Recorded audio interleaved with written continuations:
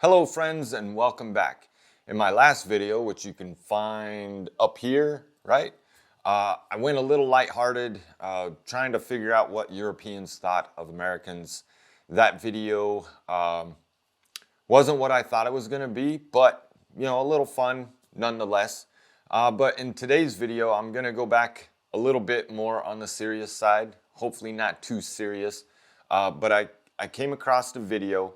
And this has come up in the comments and, in conversations in the past, and it has to deal with American patriotism. Now, this video is titled, "Why is American Patriotism So Weird?" And I have to agree. Why is it that the United States is one of the only countries, if not the only country that I've been in, that goes around waving the national flag everywhere? You see big jacked up trucks going down the road with American flags flying in the back. You have American flags on the windows. You have flags on bumper stickers. You have flags in front of people's houses. No matter where you go, and it's not just the 4th of July, but no matter where you go, you see an American flag being flown all over the place. I don't see that in Germany. I didn't see that in Switzerland. I didn't see that in Belgium, any of the other countries I've ever been to.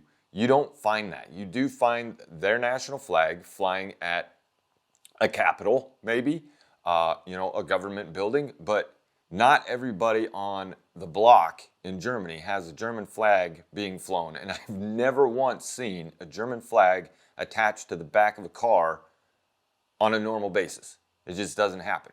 Yet here in the United States, it's like we have to remind ourselves that we're an American, right? And I'm saying American, we all know what, I'm not even going to get into the North America, South America, Canada as America thing. We all know that. But to keep things simple, I'm just going to keep saying an American, all right? We know the American I'm talking about is the United States. All right, enough of that. But here, you see it all over the place. And like I said, it's like people have to remind themselves what nationality they are. It's like they forgot, oh, I'm not Canadian, I'm an American. Let me fly the flag so I remember that I'm an American. I don't get it. As an American, as somebody who grew up in the United States, as somebody who has, served in the United States military, I don't understand why. Why is it so necessary to flaunt the flag everywhere? And that's all they're doing. They're just flaunting the flag. It's like an in-your-face thing, right? So let's just get into the video, see what they have to say, see why it's so weird. Maybe they explain a little bit about why it started, why it's a thing. But nonetheless, let's just get started.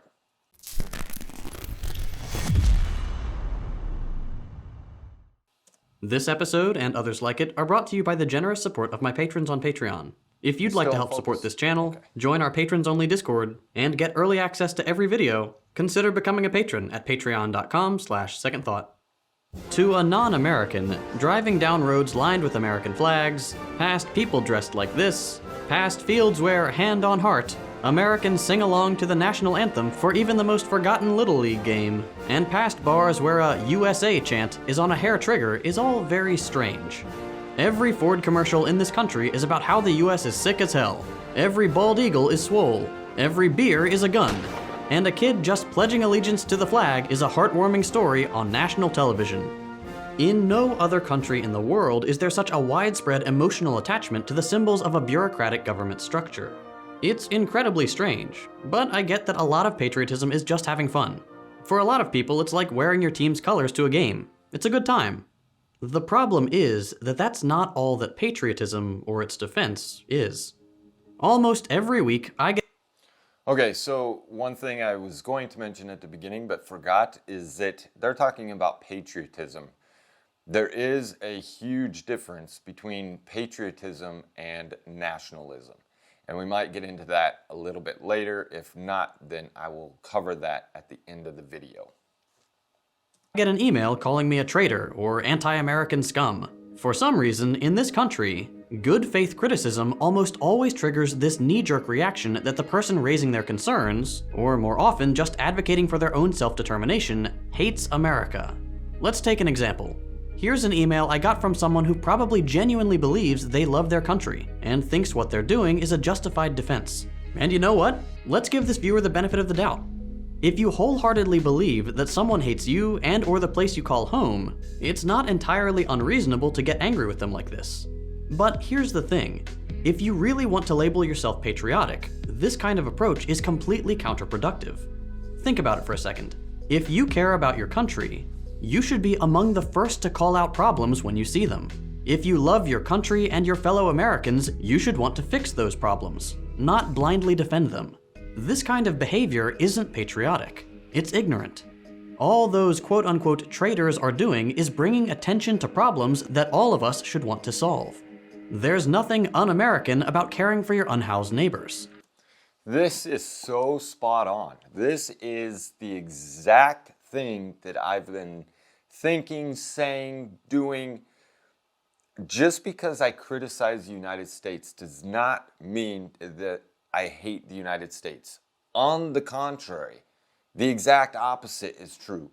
I criticize the United States because I do like the United States, but I know it can be better. And those that tell me, anytime they hear any criticism, I've been told, well, if you don't like it, then leave. Well, if you don't like it, then move away. And then they immediately block me and disappear. They don't get it. That is not what I'm trying to get at when I say critical things about the United States. I love it here. I do love the United States. I'm critical because of that. I'm not critical because I hate the place. This is so spot on. Nothing unreasonable about pointing out that our medical bills are the highest in the world and that we should work to lower them. It's not being a traitor to suggest that the United States is not living up to the standards it claims to set for itself and the rest of the world. And it's not un-American to identify that the root of the problem runs pretty deep. I think we can all agree that these problems exist. That's not the issue most of the time. The issue comes when someone suggests that the cause of these problems is structural and therefore requires structural change. A lot of these problems, these things that we can all agree are hurting people both in this country and beyond our borders, aren't just a matter of bad people. They are an integral part of the American experiment, going all the way back to the country's founding and the principles our economy is built on. And it's okay to point that out. The Constitution allows for amendments because it was written with the idea that things would change, and what was accepted by the Founding Fathers doesn't have to be accepted by us today. Just because the Constitution is still around doesn't mean that everything in it is good or works. It just means that it's a document that effectively protected its own existence. And written over 200 years ago, right? We can't possibly logically still live by the standards, morals, beliefs of people 200 plus years ago. Things change. Countries change, people change, ideas change, beliefs change. The Constitution, like you just said, is written, it was built to be able to include amendments. Amendments are changes to the document. So if something's not working the way it was working 200 years ago, it can be changed today. Take the Second Amendment, for example. Not to get too deep into that. But it was written at a time before large capacity magazines were invented. It was written before the time where any fully automatic, semi-automatic weapons were invented. It needs to develop with the times. I can't stand it when people just throw the Constitution in other people's faces, thinking that that document is... Oh, my light just went out. And if you notice, I don't have lights down here because I didn't charge them either. Hopefully there's still enough light. Anyway, sorry about that. But it needs to change with the times. You can't just, it's not written in stone. It's not a tablet that can't be altered. It was written to be altered. So there's that. Fun fact, many of the founding fathers, who are always portrayed as dusty old dudes in History Channel documentaries, were actually in their 20s. You wouldn't want a constitution written by a bunch of frat boys to be immortal and unchangeable, would you? Okay, so hopefully I've made it clear that a better conception of patriotism would require a willingness to soberly assess and tackle our country's problems. With that, we've already broached the topic of what's called uncritical patriotism. But there's no reason we can't let go of patriotism entirely. And this video will make that claim for American patriotism specifically. Patriotism, especially here in the States, doesn't actually build genuine solidarity like the glorified image of patriotism might have you believe. It's not really about standing together in any meaningful way. Instead, patriotism in this country actually reinforces divisions along aesthetic lines convenient to those in power. It encourages exceptionalist thinking and xenophobia, with consequences neither good for the world nor for average Americans. And having been injected with anti-communist rhetoric during the Cold War, patriotism has become this loyalty to the myth that the US is the sole bastion of goodness and freedom in the world, which makes any claim that something might be wrong, unjust, and possible for us to change seem like a declaration of war. Let's talk about that.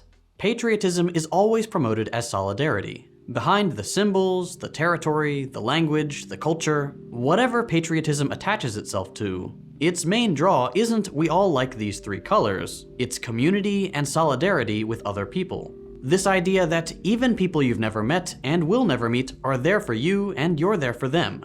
It's a nice idea, and said in this abstract way, there's nothing inherently wrong with it.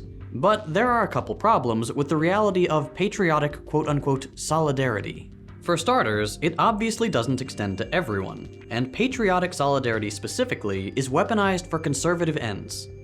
The political scientist Benedict Anderson puts it very clearly when he says, regardless of the actual inequality and exploitation that may prevail in each, the nation is always conceived as a deep, horizontal comradeship. And as you might expect, this is something that those who benefit from inequality and exploitation can use. If enough people can be convinced that unity along the lines of nationality is more important than pretty much anything else, then calling attention to all the internal conflicts within a society can be swept under the rug as dividing us. For patriots, unity is what makes the country proud and strong, so it's better not to point out how that unity is held together by one group oppressing another, or we might risk losing that unity. But obviously, not calling out oppression benefits the people doing the oppressing. Through the idea of the nation, people come to identify with their exploiters in a way that justifies their continued existence. For example, some people are proud that their country has more billionaires than other countries. For some reason, being born within a couple thousand miles of one another and within the same border gets people to identify with those who have hoarded more wealth than we can even understand. Most people share almost nothing in common with their country's billionaires, and almost everything with the average person in another country. But that feeling of pride gets them to disregard one set of differences and makes the smaller differences with foreigners seem a lot bigger. As a result, the exploitation that is necessary for billionaires to exist seems less important when we're told it's in the service of something we share, the greatness of America. Even though the greatness of America does almost nothing to make your life better, but billionaires getting tax cuts and skirting labor laws definitely makes it worse. This is something that's really apparent when conservative patriots talk about the experience of Black Americans, for example. In a recent interview, the conservative economist Glenn Loury said, quote, "Look, here we are. We are African Americans, but we are Americans first. We are not African in any way that's meaningful. Yes, our ancestors may have been enslaved, but they were also emancipated. We are literally the richest and most powerful people of African descent on the entire planet. We have 10 times the income on average of the typical Nigerian. There's an enormous black middle class and black billionaires." The translation: pride in the existence of the possibility of black success justifies the continued exploitation of the vast majority of black people. If you are black, you should be grateful to have the incredibly unlikely chance to have more money than you know what to do with, instead of complaining that this system is rigged against you, and in a similar way, is rigged against other black people in another country. By implying that Black Americans should prioritize their national affiliation rather than their class and race, Lowry is subtly implying that Black Americans should not be so critical of a system with a legal and policing system that targets and kills them disproportionately, that exploits their racial otherness to deny them a comfortable life unless they assimilate to the dominant white norms of behavior, and that Black Americans should distance themselves from people living in another country whose poverty can be explained, at least in part, by the same phenomenon of slavery that is at the root of the present inequality between Black and white people in America. The fact that other people have it worse turns rightful indignation into pride for those who can be convinced. See, and that's one of the arguments that they like to make, is that, you should be grateful for what you have because others have it worse. Instead of facing or, addressing the issues that we do have, they're like you said, they're pushing that under the rug and just telling everybody that, you should be grateful for what you have. You shouldn't complain because somebody over here has it worse. So you just shut your mouth and be grateful that you're here and not there. We don't care about the problems you're having here because you should be grateful. I mean, that's the argument all the time.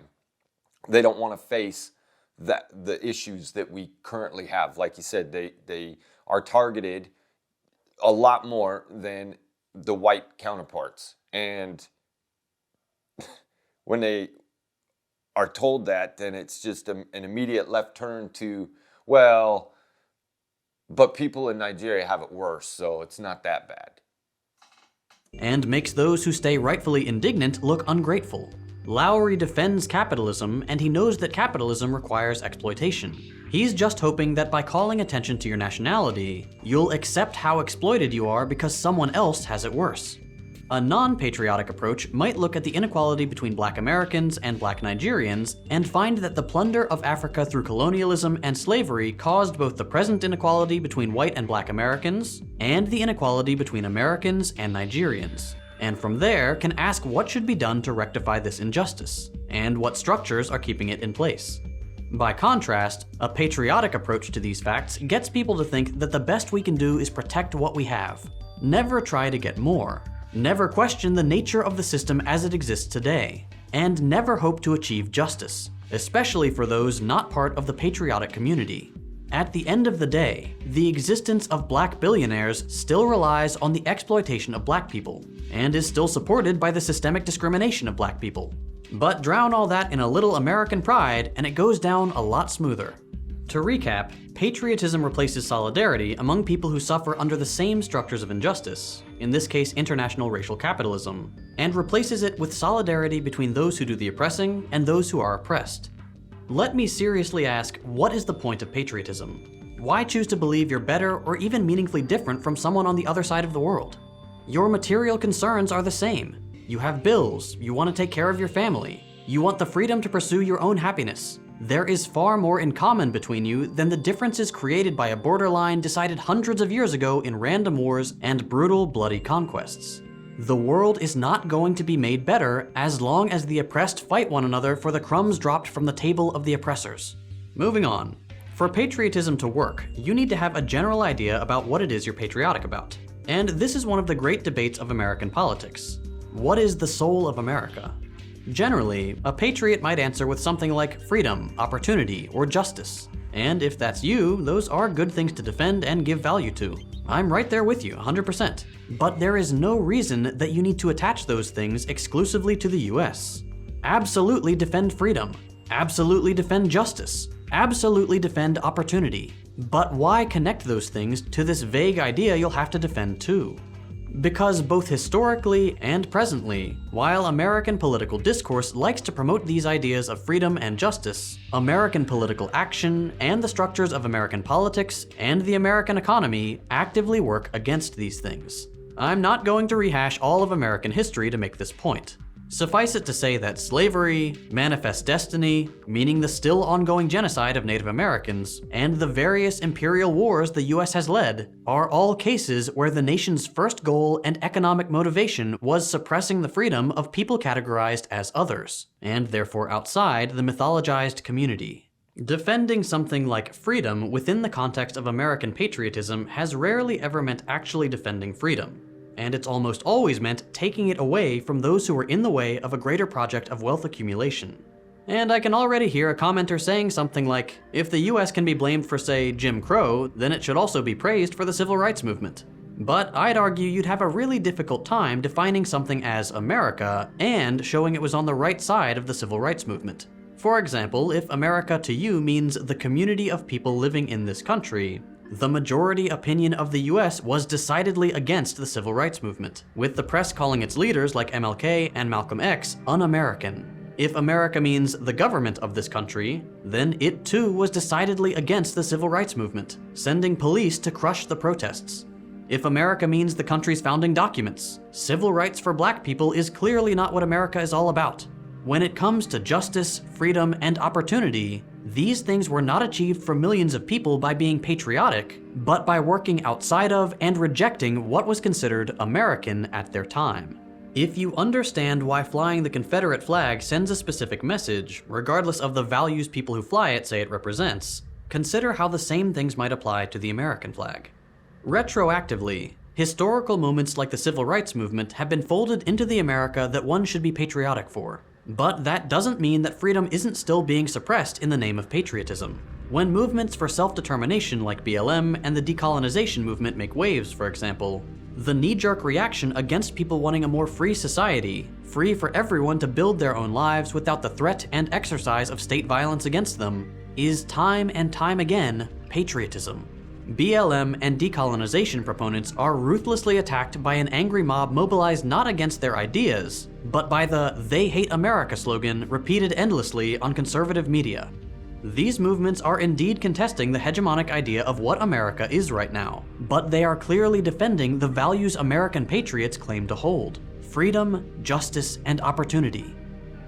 Finally, we should talk about how anti-communism is a core pillar of American patriotism. Part of the reactionary nature of American patriotism can be explained by the long-standing myths that have surrounded the relationship of the American public with socialist ideas.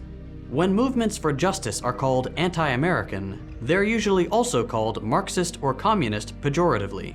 And when movements like the civil rights movement are repackaged into the American patriotic canon, their radicality and the socialist politics of their leaders like MLK are either outright erased or hotly contested, with some even going so far as to say that if MLK was alive today, he'd be a conservative Republican. Two myths inform this idea. One, that America is ontologically capitalist, meaning that it is in the nature of the United States to be a capitalist nation, rather than the more realistic idea that economic systems come and go, and just because the US has a capitalist economy right now doesn't mean it will forever. And two, that capitalism is the only thing that works, and socialism always fails. The second claim is clearly a myth because this isn't what I would call working, and historically, American foreign policy has been intent on crushing socialism rather than letting it fail on its own like the pro-capitalist claim it will. In this country, anti-communism has been something we've nurtured for a long time, with things like the Immigration Acts of 1903 and 1918, which enabled the government to deport foreign-born anarchists, communists, and labor organizers, the successive Red Scares during the 20th century, and obviously the Cold War. The notion that anti-communism is patriotic is a really well-established one. The result is that when combined with capitalist realism, this idea of a resolutely anti-communist, ontologically capitalist America makes it seem like there is no alternative, and anyone proposing anything that would clearly improve your life, if they're doing so by challenging a capitalist norm, might be ruining the only thing that we know works, even if it clearly hasn't been working for a long time now. Patriotism, like capitalist realism, really limits our imagination. When people come up with good ideas about how to change things for the better, if we keep calling them un-American and shooting them down right away, this country won't get any better for the vast majority of the people living both inside and outside its borders. And just to be clear before the video ends, this whole video isn't me coming after you for being American, if you are. There's obviously nothing wrong with just being from here. All I'm saying is that it doesn't make a huge amount of sense to be proud of this vague mythology that is at best a mixed bag. And insisting that everyone here be proud of it only makes it harder for us to change the parts we all agree are bad. Constantly thinking in terms of nation-states like this is really blinding us to the fact that we have a lot more to gain by building solidarity everywhere, all over the world, not just within our own arbitrary borders. Let's let go of patriotism in favor of genuine solidarity. All right, so sorry about not pausing it too much toward the end there. A lot of information going through, but I feel like he was kind of explaining the same thing. Really what it boils down to is what people think patriotism is, right? Like you said, people think patriotism has to do with the unity and banding together and all of that, which in fact, it's just blind patriotism. Somebody who cries that they're a patriot of the United States and they want justice and they want to fight for freedom, blah, blah, blah, isn't what patriotism is. What that is more nationalism. When they think that we are perfect, that nothing else can beat the United States, when nothing else should change about the United States because we do nothing wrong and we are the best in the world, that's not patriotism, that's nationalism. And that is where people can get into trouble. That's when things start to go south or things start to go bad, when it's a country full of nationalists, when they are the best, and if anybody says otherwise, they're coming for you. They're out to get you. So for me, as somebody that is an American, a United States citizen, anytime that I criticize the United States and say that something sucks about the United States or that the government is terrible, whatever it is, I'm immediately deemed a traitor, or I don't know what I'm talking about, and if I don't like it here, leave. To me, when somebody says, if you don't like it, leave, they don't want to do the work into diving into their head and realizing things aren't perfect. But I'm never going to change their mind. I'm not. It has to come from them. They have to want to do a little more research, look at the other side, dig a little deeper. They have to want to do that. I can do it for them, and I can explain it, and I can show them facts, and I can show them figures, and I can, pinpoint different things. They aren't going to believe any of it. They don't care. They have blinders on to anything else that's out there, and it's the U.S. only. So patriotism, now I'm not saying that it's bad to love your country, to be patriotic, but what exactly are you doing when you're claiming you're a patriot, you're patriotic? I like to think that I am to a point because I love my country. However, it's just that title or that term that's broadly used that really doesn't mean much anymore. And like I said at the beginning, I love this country, and that's why I criticize it. If we don't criticize, if we don't have critical thinking skills, things will never change. We will never grow. We will never get better. We will never understand different things. Now, to these patriots, they think the United States is the best already. There's nothing to get better. They are blind to the issues that we are having today, that Black Americans are still being suppressed, that Native Americans are still being suppressed, that unless you are white, male, and rich, you don't matter. And that's exactly where this country is right now. If you're a woman, you don't matter. They're stripping rights away. They're stripping people's choices to make decisions on their own and then bundling up into patriotism and for the greater good or whatever they want to say. So that one was a lot deeper than my last video, but I did enjoy that one. I really would like to hear your comments down below. I know I'm probably going to get a mixed bag. The majority of you are probably going to agree with what I have to say and what the video had to say because you are from outside the United States, so you get a special view of what's going on here from the outside. You have an unbiased eye of the happenings in the United States. But there's a few of you out there, my American friends, that also might agree or you might disagree. And I really don't care which. I'm not here to try and force people to change their mind into thinking that, my way of thinking is better. That's not the point at all. What I really want to get out of a lot of these videos, if I'm going to do a general broad statement, is for people to just think. Just open your mind a little bit more to what's out there and what could be better and what can we make better and how can we treat people better. And look at other countries. We don't have to emulate exactly what Germany does or what Norway or Denmark or Sweden or any other country. But they do some things better. It's a fact. And we might do some things better here. So why can't we all look at the world as a whole and say, they do this a little bit better. Let's try and start implementing that. Now, I'm not saying that it's going to work here. It might not. But we need to give something else a chance to work. Because the way things are going now, this country is not going in a good place. It's just not. Get the opinions of Europeans or South Americans or Canadians or any other nationality but the United States. Get some of their opinions to see 20 years ago, 30 years ago, 50 years ago, or 10 years ago, where they thought the United States was and where they think it is now. Is it getting better? Are we on the up? Are we level? Are we going downhill? I know there's a lot of things that we're just tanking. We're just nosediving right into the ground.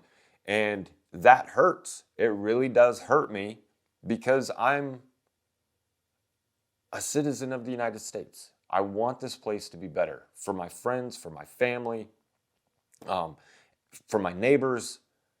And maybe I'm an odd duck that I, care about other people. I have empathy for others. Maybe there's other people that don't. I don't know, but I think we can do better.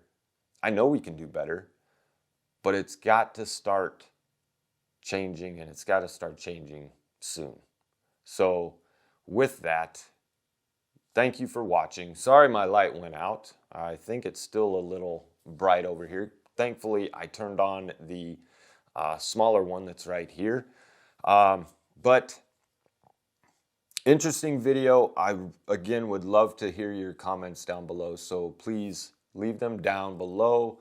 Let's have a discussion. Let's talk about this. I always enjoy reading your comments. I may not be able to respond to them all or give them all a thumbs up or a heart, but I really do appreciate the interactive community that I do have here. And I hope you all have a wonderful week. And next video is going to be on Thursday. It's going to be a little bit different. No reaction video. I got something in the mail that I'm going to share with you all on Thursday. And then exciting news on Saturday. I'm finishing my scuba certification. I can't wait. I am going to take my GoPro out there. So hopefully when I'm done with my last couple skills tests that I'm going to get the camera underwater, give you some of my very first underwater footage as a certified scuba diver. I'm really excited about that. The water's going to be cold still, but it's supposed to be 74 degrees and sunny, or mostly sunny out. So I'm really excited to share with you that adventure. And I've talked enough in this video. I really appreciate you sticking with me. Thank you so much for being there and for understanding where I'm coming from, for giving me your thoughts. I really do appreciate it. It really does warm my heart and give me a little more optimism. Anytime people comment that, you understand. So thank you, thank you, thank you. And until the next video, I will catch you later. Bye.